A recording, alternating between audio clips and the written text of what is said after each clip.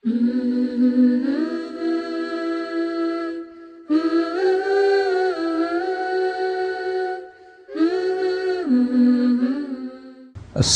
আলাইকুম ওয়া রাহমাতুল্লাহি ওয়া বারাকাতুহু। আলহামদুলিল্লাহ ওয়াসসালাতু ওয়াসসালামু আলা রাসূলিল্লাহ ওয়া আলা আলিহি ওয়া আসহাবিহি ওয়া মান ওয়ালা, আম্মা বা'দ। আউযু বিল্লাহি মিনাশ শাইতানির রাজীম। বিসমিল্লাহির রাহমানির রাহিম। ইয়া আইয়ুহাল্লাযীনা আমানু ইযা কুমতুম ইলাস সালাতি ফাগসিলু উজুহাকুম ওয়া আইদিয়াকুম ইলাল মারাফিক وامسحوا برؤوسكم وارجلكم الى الكعبين ويقول النبي المصطفى عليه الصلاه والسلام الطهور شطر الايمان। বন্ধুগণ, আজকের আমাদের আলোচনার শুরুতে আপনাদেরকে আমাদের পক্ষ থেকে প্রীতীয় শুভেচ্ছা জানাচ্ছি। আসুন আজকে আমরা জানব কিভাবে পবিত্রতা অর্জন করতে হয়। অপবিত্রতা দুই প্রকার রয়েছে, একটা ছোট একটা বড়। যে সমস্ত কারণে উজু নষ্ট হয়ে যায়, আর এই উজুর মাধ্যমে ছোট অপবিত্রতা থেকে পবিত্র হওয়া যায়। আর যে সমস্ত কারণে গোসল ফরজ হয় সেগুলিকে বলা হয় অপবিত্র, বড় অপবিত্র। এবং সেই সমস্ত কারণ ঘটার পরে গোসল ছাড়া পবিত্র হওয়া যায় না। তাহলে আমরা আসি প্রথমে উজু। আল উজু, উজু সম্পর্কে আমাদের সম্যক ধারণা এবং তার পদ্ধতি সঠিক জানা দরকার। অনেকে আছে সারা জিন্দেগি হয়তো নামাজ পড়েন, কিন্তু উজুর পদ্ধতি সঠিক জানে না। মুহাম্মদুর রাসূলুল্লাহ সাল্লাল্লাহু আলাইহি সাল্লাম কীভাবে উজু করতেন সেটা আমাদের জানা দরকার। উজু মনে রাখতে হবে একটি ইবাদত। এর মাধ্যমে আল্লাহ রাব্বুল আলামিন যখন একজন মানুষ উজু করে তখন তার উজুর পানির দ্বারা তার পাপগুলি ঝরে যায়। একজন মানুষ যখন সুন্দর করে উজু করে তখন তার সমস্ত পাপগুলি ঝরে যায়। এরপরে নামাজ এবং মসজিদের দিকে যাওয়াটা তার অতিরিক্ত হয়ে যায়। উজু করে কেউ ঘুমিয়ে গেলে আল্লাহ রাব্বুল আলামিন একজন ফেরেশতা তার জন্য নিয়োগ হয়ে যায়, তার জন্য দোয়া করতে থাকে। ঘুম থেকে উঠে উজু করলে শয়তানের যে গিট বাঁধা থাকে এই গিটগুলি খুলে যায়। এই উজু করার পরে দোয়া করলে আল্লাহ রাব্বুল আলামিন তার জন্য জান্নাতের 8টি দরজা খুলে দেন। এই উজু হচ্ছে অর্ধেক পবিত্রতা, অর্থাৎ বাহ্যিক পবিত্রতা, আর অর্ধেক হচ্ছে কি ঈমান, ভিতরের আকীদার, ভিতরের অন্তরের পরিষ্কার পরিচ্ছন্নতা। কাজে এই উজু একটি ইবাদত। এই জন্যে আমাদেরকে মনে রাখতে হবে যে আমি যখন উজু করতেছি তখন এই কথাটা মনে রাখতে হবে যে আমার পাপগুলি ঝরে ঝরে পড়ে যাচ্ছে, ছোট ছোট গুনাহগুলি ঝরে যাচ্ছে। এবং এই উজুর মাধ্যমে যখন 2 রাকাত উজু করে লোক নামাজ পড়ে এবং নামাজে একাগ্রতার সঙ্গে নামাজ পড়ে তখন তার আগের গুনাহগুলিকে আল্লাহ মাফ করে দেন। তাহলে এই উজু একটা ইবাদত এবং এই উজুর মাধ্যমে আপনার অঙ্গ প্রত্যঙ্গগুলি কিয়ামতের মাঠে ঝলকিবে এবং প্রিয় হাবিব মুহাম্মদুর রাসূলুল্লাহ সাল্লাল্লাহু আলাইহি ওয়াসাল্লাম আপনাকে আমাকে চিনতে পারবে, জানতে পারবে আমার উম্মতের এই লোকটি। এই উজুর পদ্ধতি আমাদের জানা দরকার। এই উজু কিভাবে আল্লাহর হাবিব মুহাম্মদ সাল্লাল্লাহু আলাইহি ওয়াসাল্লাম করেছেন, সাহাবা ইকরাম কিভাবে তাকে ফলো করেছেন, সেই কোরআন ও হাদিসের আলোকে উজু আমাদের শিখা অত্যন্ত প্রয়োজন। আসুন আজকে আমরা সংক্ষিপ্ত আকারে, সংক্ষিপ্তভাবে, খুব ছোট্ট পরিসরে উজুর পদ্ধতি আমরা জেনে নিই। প্রথমে তাহলে আমাদের নিয়ত করে নিতে হবে কি জন্যে আপনি যে এই অপবিত্রতা থেকে পবিত্র হতে চাচ্ছেন। উজু ভঙ্গের যে কারণগুলি সেটা আমাদের 1 নম্বরে হলো পেশাব পায়খানা রাস্তা দিয়ে কিছু বের হলে, এইভাবে যদি বিবেক লোপ পেয়ে যায় ঘুমে বা বেহুশ হয়ে বা যে কোনো কারণে। 3 নম্বরে কেউ যদি লজ্জাস্থান স্পর্শ করে কোনো পর্দা ছাড়া, এবং 4 নম্বরে উটের গোশত যদি খায়। এই যে কোনো একটা কারণ যদি ঘটে যায় তাহলে আমাদের উজু করতে হবে উজুর প্রয়োজন হলে। আর উজু 3টা জিনিসের জন্য শর্ত। 1 নম্বরে হচ্ছে নামাজ, 2 নম্বরে কোরআন স্পর্শ করার জন্যে, পড়ার জন্যে না, এবং কাবা ঘরের তওয়াফ করার জন্যে।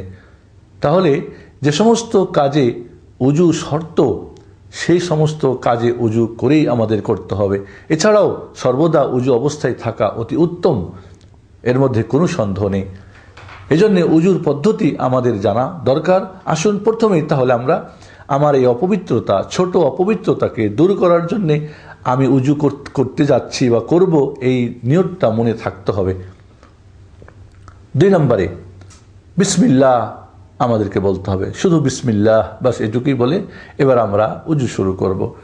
ঘুম থেকে যদি উঠে তাহলে এই 2 হাত কবজি পর্যন্ত ধুয়ে নেওয়া তখন ওয়াজিব হয়ে যায়।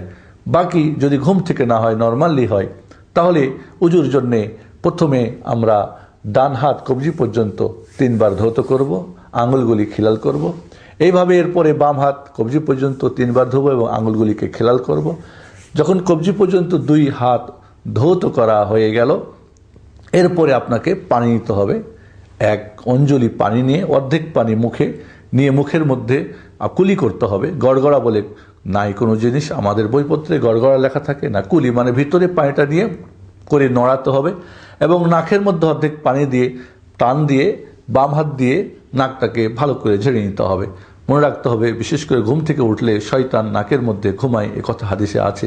ভালো করে ধুয়ে ভালো করে ভিতরের ময়লা টয়লা পরিষ্কার করে নিতে হবে। এইভাবে 3 বার, 1 বার করে পানি নিয়ে 1 অঞ্জলি পানি নিয়ে অর্ধেক মুখের মধ্যে পানিটা কুলি করতে হবে, এভাবে নড়াতে হবে করে, শুধু নিয়ে ফেলে দিলে হবে না, মাজমাজা বলা হয়, পানি নিয়ে নড়ানো। এবং আপনার নাকটাকে বাম হাত দিয়ে পরিষ্কার করতে হবে। নাক পানি নিতে হবে ডান হাত দিয়ে, কিন্তু নাক পরিষ্কার করতে হবে বাম হাত দিয়ে, এখানে ডান হাত ব্যবহার করা যাবে না অপ্রয়োজনে। এইভাবে যখন মুখ, ভিতরটা এবং নাকটা আপনার পরিষ্কার হয়ে গেল, এরপরে 2 হাতে পানি নিয়ে আপনি কি করবেন, এবার যেখান থেকে চুল গজানো যে জায়গা, মাথার উপর থেকে নিয়ে নিচে থুতনির নিচ পর্যন্ত, এটা হলো লম্বাই মুখ, এবং ডান কান থেকে নিয়ে বাম কান এই পর্যন্ত আপনাকে পুরোটা 3 বার ধৌত করতে হবে। 3 বার ধৌত করতে হবে। তাহলে এখানে খেয়াল রাখতে হবে, অনেক সময় যাদের দাড়ি আছে, ঘন দাড়ি যাদের, তাদের দাড়ির উপর অংশ ধুতে হবে এবং হাত দিয়ে এভাবে খিলাল করবে, তাহলে যথেষ্ট। আর যাদের দাড়ি ছোট বা পাতলা, চামড়া দেখা যায় মোট কথা, তাদের চামড়া পর্যন্ত পানি পৌঁছানো তখন ওয়াজিব হয়ে যাবে। মনে রাখতে হবে, দাড়ি এবং কানের মধ্যখানে এই যে খালি জায়গাটা, এটা অনেক সময় ধোয়ার ব্যাপারে অনেকে গুরুত্ব দেয় না, এটা গুরুত্ব দিতে হবে। এইভাবে এখানে যে খালি জায়গাটা, সেখানেও গুরুত্ব দিতে হবে যাতে করে পানি পৌঁছে যায়। মোট কথা, যদি দাড়ি ঘন হয় তাহলে পানি শুধু দাড়ির ওপরটা ধুলে এবং খিলাল করলে যথেষ্ট। আর যদি মুখের চামড়া যদি দেখা যায় দাড়ির ঘন, পাতলা অথবা ছোট দাড়ি, তাহলে তাকে তখন পানি পৌঁছাতে হবে, পুরোটাই ধুতে হবে। তাহলে এইভাবে পুরো মুখমণ্ডল যখন ধৌত করা হয়ে গেল, এরপরে আপনাকে আবার নতুন করে পানি নিয়ে এবার আপনার হাতের পুরো হাতটা ধৌত করতে হবে, একেবারে আঙুলের মাথা থেকে নিয়ে কোনোই পর্যন্ত, এখানে যে একটা গিট আছে এটার সহ আর একটু উপর সহ আপনাকে পুরোটা ধুতে হবে ভালো করে। এবং ধোয়ার সময় আবার আপনি কি করবেন, খেলাল করবেন আঙুলগুলি। এইভাবে যখন ডান হাতটা, এবং ধোয়ার সময় খেয়াল রাখতে হবে পানিগুলি যেন ওপর থেকে নিয়ে নিচ দিকে পড়ে, এই না যে পানি দিলেন আবার পানিটাকে, যে ব্যবহার পানিটাকে আবার ঘুষে ঘুষে ওপরে, অনেকে মানে যে পানিটা বয়ে পড়তেছে ওই পানিটা দিয়ে আবার উপর দিকে ধোয়ার চেষ্টা করে, এটা ঠিক না। কারণ যেটা পানি আপনি ব্যবহার করে ফেলছেন, যেটা ব্যবহৃত পানি, সেই পানিটা পবিত্র, তাহের, কিন্তু সে তাহুর না। তাহুর যে নিজে পবিত্র এবং অন্যকে পবিত্র করতে পারে, আর তাহের যে পবিত্র নিজে কিন্তু অন্যকে পবিত্র করতে পারে না। এই জন্যে আমরা নিচ থেকে পানি না, ওপর থেকে পানি গড়িয়ে হাতের আঙ্গুল দিয়ে, কারণ এই আঙ্গুলের যে যখন পানিগুলি বয়ে বয়ে পড়বে তখন আপনার পাপগুলি ঝরে যাবে। এই জন্যে উপরটা নিচটা আপনাকে 3 বার এভাবে সুন্দর করে ধুয়ে নিতে হবে, এবং যেখানে পানি পৌঁছার ভয় থাকে সেখানে ভালো করে আপনার মলে মলে পানি পৌঁছাতে হবে। একইভাবে আমরা এবার বাম হাত ধৌত করব। পানি নিয়ে আমরা বাম হাত আঙ্গুলের মাথা থেকে নিয়ে একেবারে কোনোই পর্যন্ত, কোনোই সহ কোনোর উপর পর্যন্ত আমরা সুন্দর করে ওইভাবে পানি উপর থেকে আমরা পানি নিয়ে উপর সাইড এবং এই সাইড সুন্দর করে পানিগুলি যাতে করে নুয়ে পড়ে। এই না যে পানি, ওই যে পানিগুলি পড়তেছে সেটাকে উঠিয়ে যেন আমরা মর্দন না করি, আমরা না মরি, বরং উপর থেকে পানি দিয়ে আমরা নিচের দিকে এটা কি করব, পানিটাকে ফেলে দেব। এইভাবে যখন আপনার 2 হাত ধৌত করা হয়ে গেল এবং বাম হাতও আমরা খিলাল করব ধোয়ার সময়, এরপরে আপনাকে নতুন করে পানি নিতে হবে। নতুন করে পানি নিয়ে এবার আমাদের মাথা মাসে করতে হবে। নতুন করে পানি নিয়ে হাতের মধ্যে যে পানি অবশিষ্ট যে থাকবে ভিজা হাত দিয়ে এবার আপনার মাথার সামনে আপনি হাত দুইটা রাখেন, রেখে এবার একেবারে পিছন পর্যন্ত যেখানে চুল গজানো জায়গা পর্যন্ত আপনি নেন, নিয়ে আবার সামনে নিয়ে এসে ছেড়ে দেন। এটা হলো পুরো মাথা মাসা হয়ে গেল, পুরো মাথা মাসে হয়ে গেল।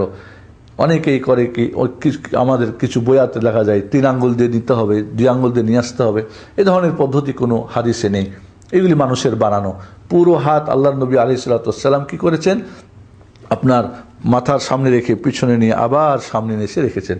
এরপরে শাহাদাত আঙ্গুল দিয়ে আপনার কানের ভিতরের এই যে জিলাপির মতো যে বাঁকা এগুলির ভিতরটা আপনাকে মাসে করতে হবে এইভাবে, আর এই বুড়ো 2 আঙ্গুল দিয়ে কানের পিছনটা এইভাবে আপনাকে দিয়ে মাসা করতে হবে। এইভাবে কান মাথার অন্তর্ভুক্ত, এটা মনে রাখতে হবে। কান আল উদনানি মিনার রাস, 2 কান মাথার অন্তর্ভুক্ত। মাথা যেরকম মাসা করা ফরজ, ঠিক ওইভাবে কান দুইটিও মাসা করা কি ফরজ। এবার যখন আপনার মাথা এবং কান মাসে হয়ে গেল, এখানে একটা কথা মনে রাখতে হবে, যদি মাথার মধ্যে মহিলাদের ওড়না পেঁচানো বাঁধা থাকে, খুলতে এবং বাঁধতে কষ্ট হয়, অথবা কোনো হয়তো ক্ষত বা বিক্ষত আছে যেখানে বাঁধা আছে, অথবা যদি পাগড়ি বাঁধা থাকে পুরুষদের, এক্ষেত্রে পাগড়ি খোলার প্রয়োজন নেই। পাগড়ি যদি খোলা থাকে বা ওড়না থাকে তাহলে 4 ভাগের 1 ভাগ মাথা মাসে করে এরপরে বাকি ওড়নার উপর মাসা করলেও হয়ে যাবে। এভাবে পাগড়িরও একই অবস্থা, যে আপনি 4 ভাগের 1 ভাগ মাথা মাসা করে এরপরে পাগড়ি, অথবা না খুলে পাগড়ি এবং ওড়না, পুরো ওড়না বা পাগড়ির উপরে মাসা যদি করে নেন তবু হয়ে যাবে। মহিলাদের ক্ষেত্রে মাথার চুল গজানো পর্যন্ত হাত বোলাতে হবে, এই না যে তাদের চুল সমস্ত চুলের মাথা পর্যন্ত নিতে হবে, এমন কোনো জরুরি না। এখানে মনে রাখতে হবে যে মাসাহ যেন পুরো মাথাটা হয়, এটা খেয়াল রাখতে হবে। কিন্তু যদি মাথায় পাগড়ি বা ওড়না বাঁধা থাকে সেক্ষেত্রে 4 ভাগের 1 ভাগ মাসে করে নিয়ে বাকিটা পাগড়ি বা ওড়নার উপরে করলে তখন যথেষ্ট হবে। নর্মাল অবস্থায় 4 ভাগের 1 ভাগ করলে মাথা মাসে যথেষ্ট হবে না। আল্লাহ রাব্বুল আলামিন বলছে ওয়ামসাহু বিরুউসিকুম, তোমাদের মাথা মাসে করো। এবং এই মাসার কিভাবে করতে হয় সেটা মুহাম্মদুর রাসূলুল্লাহ সাল্লাল্লাহু আলাইহি ওয়াসাল্লাম আমাদেরকে শিখিয়ে দিয়েছেন। এরপরে যখন মাথা মাসে পুরোটা হয়ে গেল, এরপর আপনাকে ডান পা এবার ধৌত করতে হবে। ডান পায়ের মধ্যে দেখবেন 2টা গিঁট রয়েছে, এই 2টা গিঁটের গিঁট সহ উপরে কিছু জায়গা সহ আপনাকে পুরো পা আঙ্গুলের মাথা থেকে পায়ের একেবারে গিঁট সহ আপনাকে ধৌত করতে হবে। এবং সেখানে খেয়াল রাখতে হবে যে পিছনে যে 2টা মানে গিটের সাইড দিয়ে যে নিচু জায়গা আছে এখানে যেন পানি পৌঁছে, সে ব্যাপারে খেয়াল রাখতে হবে। এছাড়া আঙ্গুলগুলিকে আপনি কনিষ্ঠ আঙ্গুল দিয়ে বাম পা ধোয়ার সময় মনে রাখতে হবে, এখানে নাক ঝাড়ার সময় এবং পা ধোয়ার সময় বাম হাত ব্যবহার করতে হবে, অপ্রয়োজনে ডান হাত ব্যবহার করা যাবে না। তাহলে এই আঙ্গুল দিয়ে পায়ের আঙ্গুলগুলি খিলাল করে ভালো করে সুন্দর করে ধৌত করে নিতে হবে। ডান পা ধৌত হয়ে গেলে এটাকে 3 বার, ঊর্ধ্বে 3 বার ধোয়া যাবে, নিম্নে 1 বার, 2 বার, 3 বার, 3 বার অতিরিক্ত করা যাবে না। আর এখানে অনুরূপভাবে বাম পা আবারও আপনি গিট সহ সুন্দর করে আপনি ধুয়ে নেবেন এবং কোন আঙ্গুল দিয়ে আঙ্গুলগুলি খিলাল করবেন।